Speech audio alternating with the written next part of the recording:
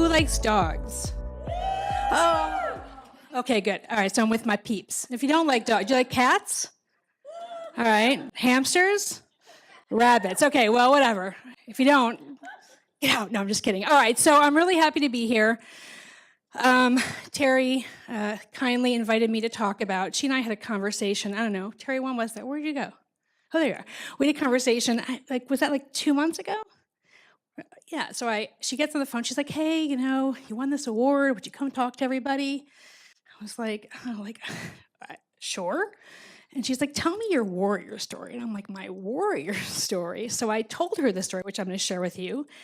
And I started crying during the conversation. And it made me really realize for the first time ever, this path and this journey that I've been on, that it really is about being a warrior. And I don't really think of myself that way. And maybe, do you think of yourself as warriors? Yes? Yeah? Somewhat? Maybe you will after today. All right, you're raising your hand. Right on. All right.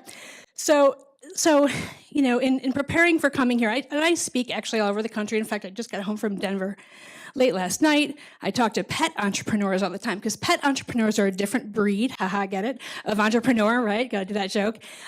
Because they don't think of themselves as entrepreneurs, right? What do they think of themselves as? People who love animals who happen to own a business. And that's a strong self-message. And that's kind of where my story that I'm going to share with you today begins. So I'm a really cute dog trainer. I am. I'm an actual dog trainer. But I'm also a powerful, capable, successful serial entrepreneur. And it took me a long time to be able to merge those two identities. And I'll tell you what, it took the rest of the world, and my world at least, a really long time to get there too, because they would think of Jamie, what would they think? Oh, she's so cute with her leash. They think of me with their golden retriever puppy. They think of me not as an entrepreneur, but they think of me as a pet person. Now, little did they know, I started my first company when I was 24 years old. Didn't have any money, right on. Didn't have any money, no fancy degree, and I grew that business to be 25 employees, 3,000 dog walkers, and a really nice exit. So then I make this really silly decision to start another business. I had a baby, and I was like, you know what, maybe I'll just chill out for a while, lay low, have a baby, do all the things that moms do. Okay, let's see, there's a picture, which I guess I should have brought, of me with my 5-week-old baby in my office, because I kept the office, because you never know. And there I was with my 5-week-old baby in my office developing what is now FetchFind. But I didn't feel capable, and I didn't feel empowered. And so what I did is I became subject to imposter syndrome. Who's nodding their head? Yeah, I did. And so from there, I started down a path where I was seeking other people to validate who I was as a tech entrepreneur, because I was a cute dog trainer. That was my self-story, and that's a story that, unfortunately, everyone else then believed. And where that took me for the next couple of years was down an expensive, dark, scary, expensive, did I mention expensive? Path. Until one day I almost lost my company. I need some water. Will you grab me some water, Jill Salzman? Yeah, you're like the hostess with the mostest. So this path led me to connect with people. Watch this.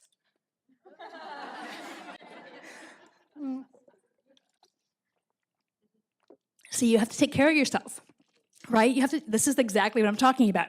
I'm telling you, 3 years ago, I would have been like, I can't get water. Yeah, what are they going to think? Okay. So I kept on aligning myself with people who saw me as chum in the water, right? They saw me as not able to figure out how to pivot my expertise into the technology space. And I aligned with them, and I let them tell me what to do. This is actually a very true story. I found a tech partner who was going to build my technology for this vision I had. The night before we were to sign our final contract, so we were under LOI, and we built this platform. He's out in Denver, no longer. And the night before, I get a text message. Hey, Jane, real quickly, before we sign tomorrow at noon, we need to have a quick conversation. Okay. So I leave my house, I go to Starbucks because I don't already like this guy, I don't trust him, and I'm already feeling like this is not a good situation for me, but I felt trapped, and I didn't feel empowered, and without him, I had nothing. I had no technology, I had no platform, and I had no investment money that was sitting in a drawer waiting for that contract to be signed the next morning. So he calls me up and he says, listen, so me and the guys, no offense, guys, but of course him and the guys, decided that we really need to make sure you're all in as our partner. So we're gonna need you to sign over all of your content. P.S. That's all I had. That's my company. I spent years, 20 years building my content to then sell it to other businesses through this platform we designed.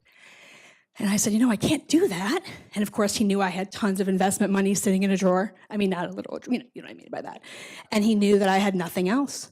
And it was Thanksgiving week, 2015. And I said to him on the phone, my lawyer will talk to you in the morning. And that's what happened. That's right. But let me tell you, that week, I cried all week. It was the darkest place. I had no product. I had no technology. I had no investment money. I had no capital. I had to let my team go. And it was horrible. I've never felt so low, so lonely, so sad in my life. And then I went to a coffee shop and invited one of my remaining team members, who's actually in the back right now taking pictures, ironically. Right, she's awesome. I'm like, can you come meet me at the coffee shop? I just want to talk through Filter. You guys remember Filter on Milwaukee Avenue? Oh, I bid them farewell. I miss them. Yeah, right? So she came and met me. It was the Sunday of Thanksgiving weekend. And it was in that moment that we had to make a decision. I had to make a decision. Who was I? Was I the cute dog trainer with mentor whiplash and imposter syndrome? Or was I a strong, powerful, capable, successful entrepreneur? And that's the direction I chose. And 2 months later, we had a platform, a product. 2 years later, we have thousands and thousands of dollars in monthly revenue. We're about to break even. We've raised almost $750,000.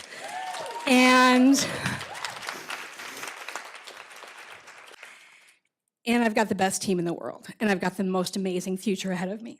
And I don't think if it weren't for that dark moment in the coffee shop, Thanksgiving weekend 2015, I don't think if that would have happened, I would have been standing here today. I wouldn't have. I wouldn't have attracted the investment money and the talent and the people who truly are now my mentors and the people that believe in me and the people I've surrounded myself with, because I've finally changed my own narrative. So here's what I would suggest, and this is what I'll leave you with. At some point, maybe this weekend, maybe next week, maybe now, write a list, your identity list. Who are you? And be really honest. Don't show anyone the list. This is your list. Who am I? And look and see what pops out. Because the stronger you identify with one area of you, that's legitimately what everyone else is going to as well. So this is a good self-check moment for you. You guys are fucking awesome people. You're amazing. I see your faces. I was standing back there and I was watching people work on their decks. This is just like this amazing time that we're in. And you own it, and we all own it together. And taking the time to think about who you want to be and how you want people to perceive you and what you want them to do when you're in their presence, it all starts with your own belief in yourself. Thank you.